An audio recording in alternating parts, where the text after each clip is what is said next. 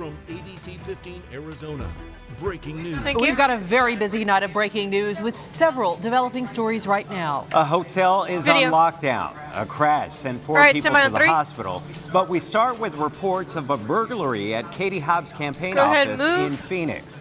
Let's get right to Ashley Holden with the very latest on what we know. And taking. Damn it, mic's down. Well, we know this all happened sometime Monday into Tuesday overnight, and we were told that police were called Tuesday afternoon. We're told some items were taken, but we have not been told what those items are. We're also told that detectives are going through security footage and trying to identify a suspect. But I also want to get right to a statement that we just got from Secretary Hobbs' campaign. I want to read you a portion of it. They confirm this break-in happened, and it says Secretary Hobbs and her staff have faced hundreds of death threats and threats of violence over the course of this campaign. Throughout this race, we have been clear that the safety of our staff and the secretary is our #1 priority. Now, again, in that statement, they did confirm the break-in, and we are working to get more details about that. We also want to let you know that we have been told in previous interviews from the campaign that they don't publicize a location for a field office due to security. Much of this information really coming in within the last hour, and as I mentioned, we're going to work to get some more information and bring that to you live and of course on ABC 15. For now, live in Phoenix, Ashley Holden, ABC 15 Arizona. I know you will work this story. Thank you, Ashley. More breaking news now. Hotel in surprise. The shutdown after a child was rushed to the hospital. Our Ashley Paredes was first on scene, and she joins us live near that hotel at Grand and Bell. And Ashley, what do you know at this point? Take your full. Mic's down. Well, we know that teen had some type of medical condition and was taken to the hospital. But the Days Inn is currently closed with crime scene tape running across both entrances, and what we can see right now is a red truck, red and gray stripes. They had been looking in that. Detectives going through with masks as well as gloves, picking out items, looking through that car. Not sure how it is related, but we know that is the most current thing they were looking at. Also, animal control was here. We did see a dog which looked like a boxer that was taken, as well as the DEA, and we have video of that. DEA was seen here with what looked like hazmat gear going in and out of the Days Inn, looking like they were collecting evidence, had oxygen tank with them, and they came out within about an hour. Police still here, Surprise PD, and we asked them for an update. We still have not heard back just yet, but there is still an active scene out here, and the Days Inn is closed, but people who had already been here, let's say they checked in last night, they are still in their rooms. They were told they could stay, but have not been really given any other information than that, although nobody can come in and out as of right now. And we, of course, will bring you much more tonight at 10 o'clock. That's all for now. In Surprise, Ashley Paredes. Ashley, thank you. To breaking news right now out of Phoenix, 4 people are in the hospital after a crash. A Cliff Castle chopper flew over the scene near 67th Avenue in Bell. You can see the 2 cars smashed there. We know 3 people, including a 14-year-old girl, is in critical condition. We don't know the cause just yet. With so much breaking news, though, you can be sure the ABC 15 app will keep you updated. Get push alerts sent right to your phone as they come into the newsroom by scanning this QR code. To our big story now, arguments are wrapping up on whether groups monitoring ballot boxes need to back off. Yeah, a federal judge will make that call. ABC 15 broke the story of the first voter intimidation complaint, self-described ballot watchers, and since then we have learned of 8 more complaints out there to tell you about. Nicole Gregg was first to report on all of it, and she's joining us live tonight with where that hearing wrapped up. And taking her full. Mic's down. Very cool. What it comes down to is the judge will have to rule on people's constitutional rights and their ability to peacefully assemble out here in public versus people wanting to vote without being intimidated. That's what it comes down to.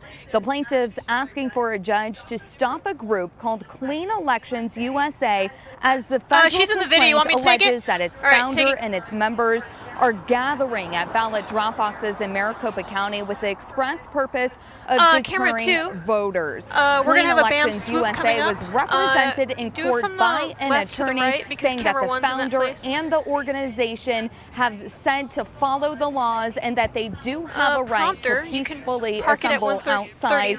Now, a judge says that he will try and issue a rule by the end of this week. And taking shit. Bye. Taking. All right, Nicole, thank you. And we understand that keep going, prompt. There was one more thing we were just going to ask you about that there are witnesses who testified, including one who filed those voter intimidation complaints. Taking your full. Mike's down.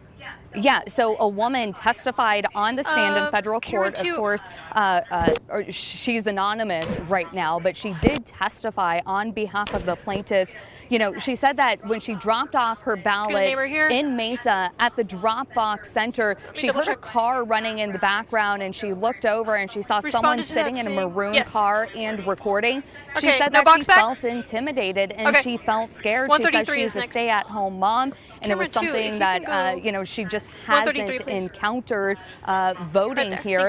And then the lawyers responding, the defense responding, well, do you know for sure that they were recording you? And she replied, no. That defense saying that person could have been watching YouTube. We're live in Phoenix. Nicole Grigg, ABC 15, Arizona. And Nicole, we know you follow it every step of the way. Trust ABC 15 for continuing election coverage.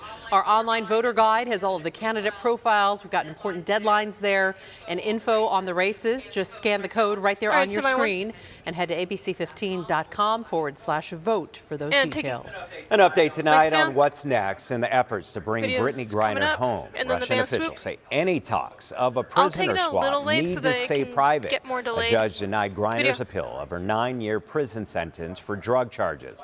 The Biden administration says they hope it unlocks the next steps in negotiations.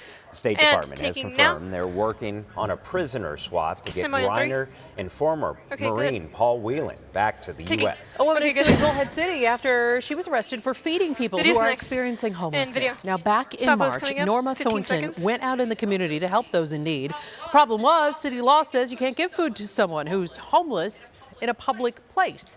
Well, that doesn't sit well with Norma, who says she was just trying to give back to her neighbors.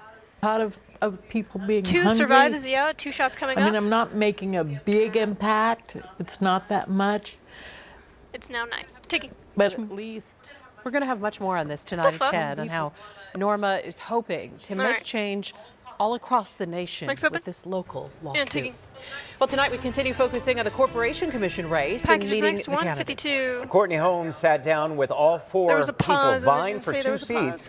Here's her interview with Republican Nick Myers. This is where Nick Myers' experience with the Arizona Corporation Commission began. I currently own Santana Water Company. In 2015, his water hauling business had been cut off by the troubled water company Johnson Utilities. After his former complaint, service was restored. Today, he serves as a policy advisor for current Commissioner Justin Olson. But just having that experience is going to be a big benefit. But he says he wants to make some changes, starting with small water companies. We regulate 300 of these. Some of these utilities haven't been in for 20 years. Some dealing with major issues. One of them had 25% water loss, the other had 45%. That's a big deal, especially in the drought. When it comes to electric providers, what's your game plan going forward? What's your roadmap going to look like? He said he wants the commission to be even more involved before utilities make investments that ratepayers will be on the hook for. And if they deviate from that, then we come back and we say, hey, wait a minute, something's wrong here. But he says he's impartial about what type of investments are made. That means we absolutely like solar and wind and nuclear and hydro and hydrogen. Natural gas plays a very important role in that. We should not be excluding anything. Does that include generation that negatively affects the environment? I believe it does, because we are not tasked with environmental standards. That's more of an ADEQ thing. To Myers, the ACC's main task is to protect the ratepayers and to protect the reliability of the grid. Everything else can be done. Should it be done is a whole different question. And I think the answer is a lot of times maybe it should not be done. Another thing he says shouldn't be done at the ACC, energy policy. Setting energy standards is a great example. I don't think that should be done at the Corporation Commission. It should be done at the legislature because it affects everybody in the state. Courtney Holmes, ABC 15, Arizona. All right, coming up at 6:30, meet the only candidate who is currently on the Corporation Commission. That's Democrat Sandra Kennedy. And taking. Operation Safe Roads Sonida Community is getting results after taking action following 2 deaths. And taking. A judge punished after the ABC 15 investigators exposed misconduct. Tonight, the update in our dishonorable investigation. Hold it.